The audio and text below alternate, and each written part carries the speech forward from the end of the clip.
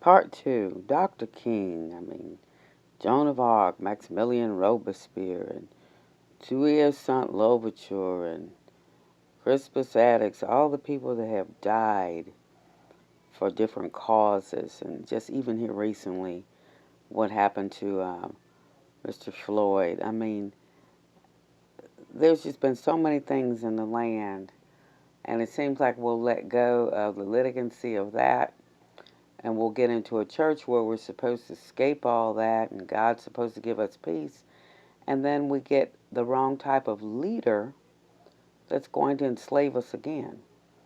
So how do we escape that, Evangelist Gray? How do we escape from being deceived into leaving social slavery and going into spiritual slavery? How do we escape that? Well, I'll tell you how you escape that. You escape that by knowing the Word.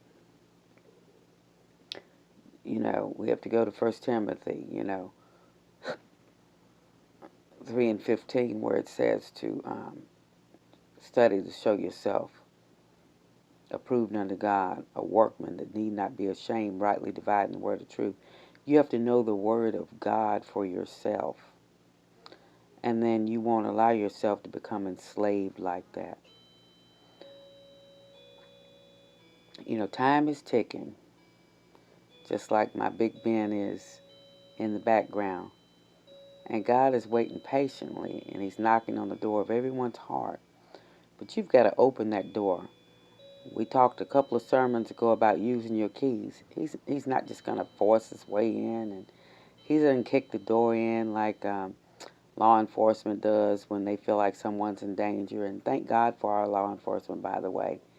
95% of them are awesome. I have no bad things to say. But that other 5% will just continue to pray. But Jesus is not going to kick that door in, even though He sees you in distress and turmoil. He's not going to do that. You've got to open the door and let Him in. Choose you this day whom you will serve. You've got to choose.